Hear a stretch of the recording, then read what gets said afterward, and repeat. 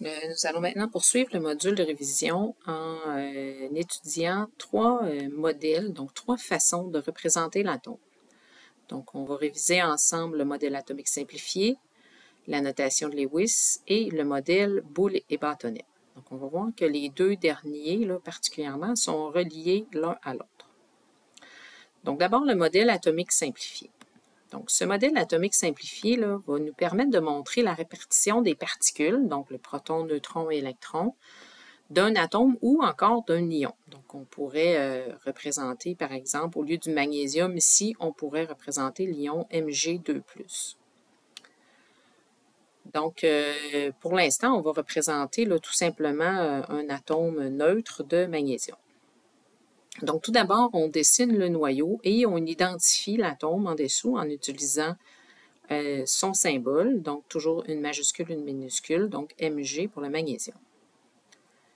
Donc, on se rappelle dans la précédente vidéo, on avait dit que le numéro atomique représentait le nombre de protons, donc 12 protons, on l'indique comme ça, 12P+.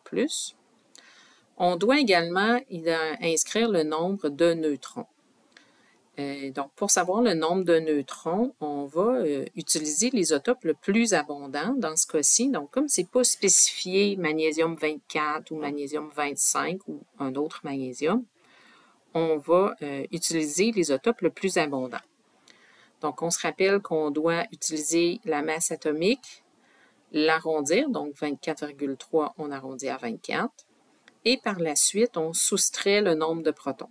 Donc, 24 représente mon nombre de masse, moins 12 protons, et il nous reste donc 12 neutrons.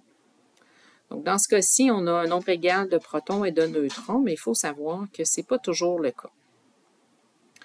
Également, il arrive parfois que les élèves omettent d'arrondir, donc font 24,3 moins 12 et m'écrivent 12,3 neutrons. Donc, ça, c'est pas possible.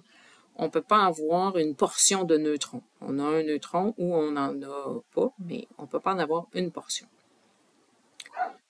Donc, une fois qu'on a représenté le noyau, il va nous rester à représenter les électrons. Donc, tout d'abord, on se rappelle que les électrons, ils ne sont pas tous regroupés, ils sont répartis sur ce qu'on appelle des couches électroniques. Donc, pour déterminer le nombre de couches électroniques, on va aller voir où est-ce que notre atome se situe dans le tableau périodique. Donc, dans ce cas-ci, il est sur la 3e période. Il y a donc 3 couches électroniques qu'on représente par 3 courbes ici. Donc, une fois qu'on a déterminé qu'il y a 3 couches électroniques, on doit déterminer la répartition des électrons sur ces couches électroniques-là. Plusieurs élèves ont tendance à commencer par la première couche électronique, mais ce n'est pas ce qu'il faut faire. Il faut toujours commencer par la dernière couche électronique. Donc, on se rappelle que sur la dernière couche électronique, on retrouve les électrons de valence. Donc, pour déterminer le nombre d'électrons de valence, on va aller voir, dans ce cas-ci, dans quelle famille se retrouve le magnésium. Donc, dans la famille 2. Il y a donc 2 électrons de valence, donc 2 électrons sur la dernière couche électronique. Donc, une fois que ce nombre-là est déterminé, on ne le change plus. Donc, il nous reste à répartir les électrons restants sur les 2 premières couches. Donc, pour faire ça, on se rappelle que le nombre d'électrons est égal au nombre de protons, puisque dans ce cas-ci, on représente vraiment un atome neutre et non pas un ion. Donc, comme j'ai 12 protons, j'ai également 12 électrons. Donc, j'en ai déjà placé 2 ici, il en reste 10. Donc, un maximum de 2 électrons sur la première couche et un maximum de 8 électrons sur la deuxième couche. Donc, ça, c'est ce qu'on avait appelé la règle de l'octet. Donc, 8 électrons ici, et la première couche, là, qui est un peu spéciale, le maximum, c'est 2 électrons. Donc, si on additionne 2, 8 et 2, on a bien 12 électrons. Donc, notre modèle atomique simplifié est terminé pour cet atome. Donc, je prends le temps de faire avec vous un autre modèle, mais pour un élément dont le numéro atomique est supérieur à 20. Donc, généralement, quand on demande un atome, là, modèle atomique simplifié jusqu'au calcium, ça va assez bien.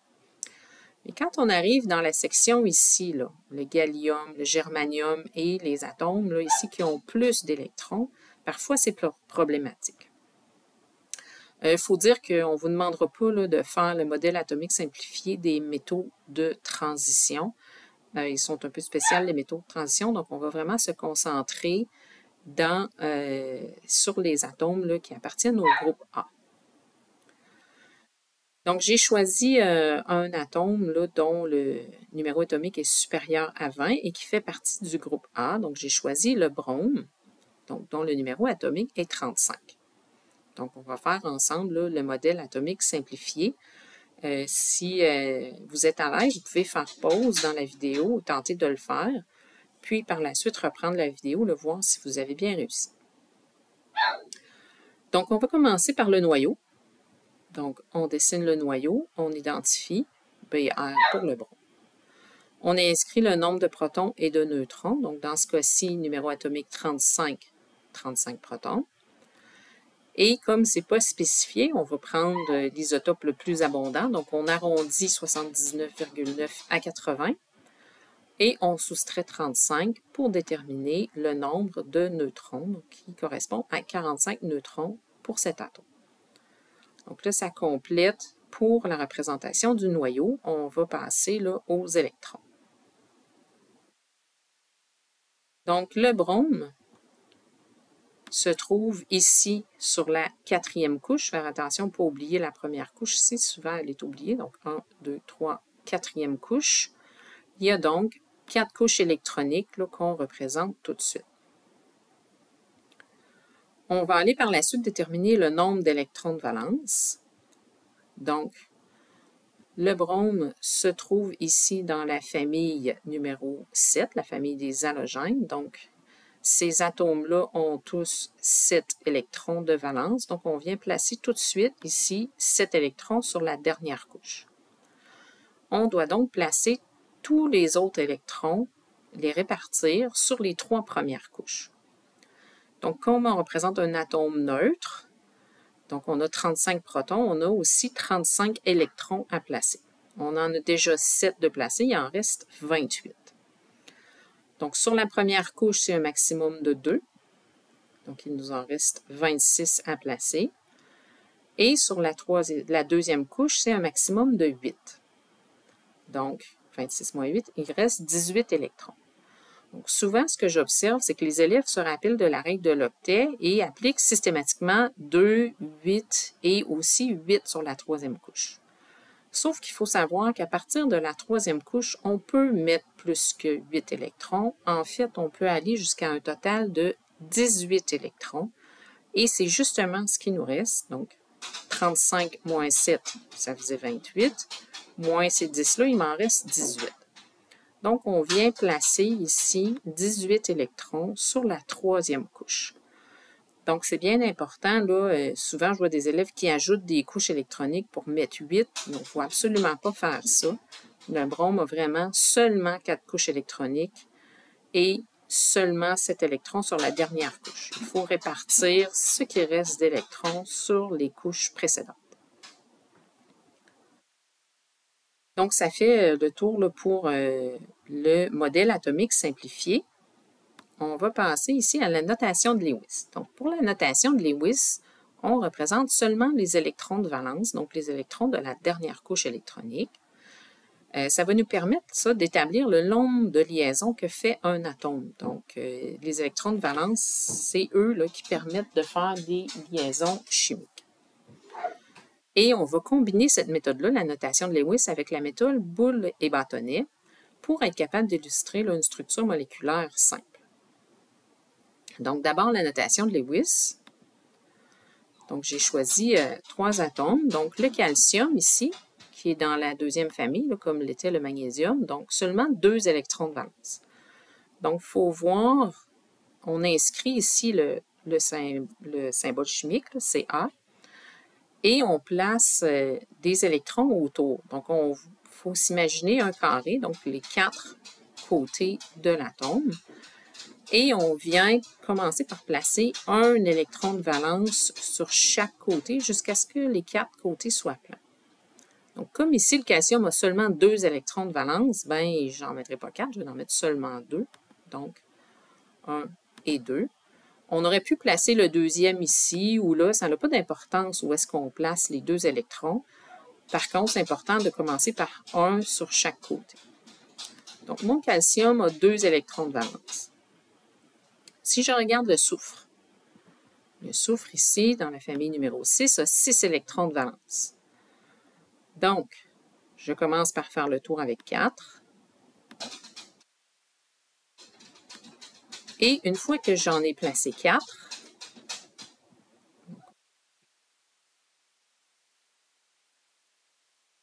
celui-là ici pour l'instant, une fois que j'en ai 4 de placés, j'essaie de trouver mon quatrième, il m'en reste 2 électrons de valence à placer. Donc, ce que je vais faire, c'est que je vais en ajouter un deuxième. Donc, ça va former ici ce qu'on appelle des doublets d'électrons. Donc, c'est important de comprendre que les électrons fonctionnent par paire. C'est-à-dire que pour qu'il y ait une liaison chimique, il faut qu'il y ait 2 électrons qui s'unissent. Donc, dans le cas du soufre ici, comme j'ai déjà 2 doublets, bien, ces électrons-là ici, ils ne pourront pas permettre de faire des liaisons. Par contre, les 2 électrons qui sont seuls, eux, vont permettre de faire des liaisons. C'est la même chose pour le calcium. J'ai 2 électrons qui sont seuls, ce qui va permettre au calcium de faire 2 liaisons. Donc, on voit ici que tous les éléments de la famille des alcalino-terreux, bien, ils ont tous 2 électrons de valence, donc ils vont tous faire 2 liaisons. Tandis que dans la famille de l'oxygène, même s'il y a 6 électrons de valence, ben, j'en ai quand même juste 2 qui peuvent faire des liaisons. Donc, ces 2 familles-là ici sont composées d'éléments qui font 2 liaisons. On va voir plus tard là, faire la révision là, des types de liaisons, soit covalentes ou ioniques. J'ai réécrit le soufre ici un peu différemment. Donc, parfois, dans la notation de Lewis, on va voir apparaître des lignes comme ça ici. Donc, quand on voit une ligne, dans le fond, ça représente un doublet d'électrons. Et on représente par des points là, les électrons qui sont seuls. Donc, comme j'ai dit au départ, dans le fond, il y a 4 côtés. Habituellement, on place 4 électrons de valence de chaque côté de l'atome, mais il y a une exception à ça, et c'est pour ça que j'ai écrit l'hélium. Donc, l'hélium a seulement 2 électrons, donc on aurait tendance à les placer chacun sur leur côté comme ça. Sauf que, comme l'hélium a une seule couche d'électrons et que le maximum sur la première couche, c'est 2, bien, on place les électrons, les deux, un à côté de l'autre. La couche est donc déjà complète et l'hélium ne peut pas faire de liaison. Donc, petite exception là, à la règle de placer un par côté. Donc, c'est la seule exception.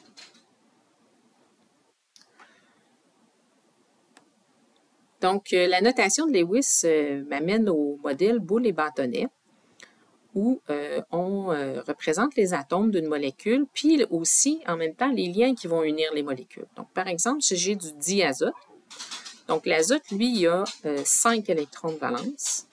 Donc, j'aurais 2 électrons d'un côté, ici, si je représentais le modèle de Lewis, avec 3 électrons tout seuls. Ça veut donc dire que l'azote peut faire 3 liaisons. Donc, quand j'ai un atome d'azote avec un autre atome d'azote que lui aussi, il y a un doublet d'électrons plus 3 électrons seuls, bien là, on comprend bien que, dans le fond, qu'est-ce qui unit les 2 atomes d'azote? C'est 3 doublets d'électrons, donc un doublet pour les électrons en haut, un au centre et un en bas ici aussi. Donc, ça me permet là de prévoir la forme de la molécule avec le nombre de liaisons entre mes atomes. Donc, ici, 3 liens pour une liaison triple. Une molécule qu'on connaît bien aussi, H2O. Donc, l'oxygène, c'est comme le soufre, peut faire seulement 2 liaisons parce qu'elle a 6 électrons de valence. Donc, 2 doublets d'électrons plus 2 électrons qui sont seuls. Et l'hydrogène, lui, a un seul électron de valence, donc peut faire une seule liaison. Donc, avec un oxygène, je vais placer un hydrogène avec un des électrons de valence et un autre hydrogène sur l'autre électron de valence. Donc, c'est pour ça que la formule, c'est H2O. Donc, si on fait un exercice qui combine les deux modèles, donc Lewis et le modèle boule et bâtonnet. Donc, j'ai choisi ici l'aluminium. Donc, l'aluminium qui est dans la troisième famille ici, donc a 3 électrons de valence. Donc, puisqu'il y a 3 électrons de valence, l'aluminium peut faire 3 liaisons. J'ai choisi un élément de la famille des halogènes. Donc, j'ai choisi le fluor pour faire des liaisons avec l'aluminium. Donc, le fluor, lui, possède 7 électrons de valence.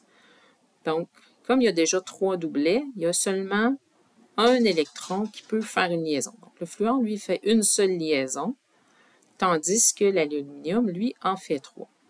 Donc là, il devient facile de déterminer que si j'ai de l'aluminium et du fluor, bien, la molécule qui va être formée, ça va être un aluminium avec 3 fluors pour être capable de faire des doublets d'électrons. Donc, je vais avoir un fluor là, qui va venir se combiner. On peut même les tourner là, pour montrer comment la liaison se fait. Donc, j'ai mes doublets et mon électron qui est seul, dans le fond, vient compléter la liaison avec l'aluminium. Voilà. Donc, aluminium, fluor, fluor, fluor. Donc, j'ai 3 liaisons simples, donc un seul trait. Donc, si je fais le modèle boule et bâtonnet, ça va ressembler à ceci. Aluminium, fluor, fluor et fluor pour former AlF3. Donc, j'ai terminé là, à partir de la notation de Lewis et du modèle boule et bâtonnet. Ça va être quoi la molécule formée en choisissant n'importe quel des éléments, là, particulièrement ceux de la famille A, qui sont toujours pareils là, dans le nombre d'électrons de valence. Donc, ça fait le tour pour les types de représentation de l'atome. Donc, vous êtes maintenant prêts à aller faire les exercices qui vont avec cette section.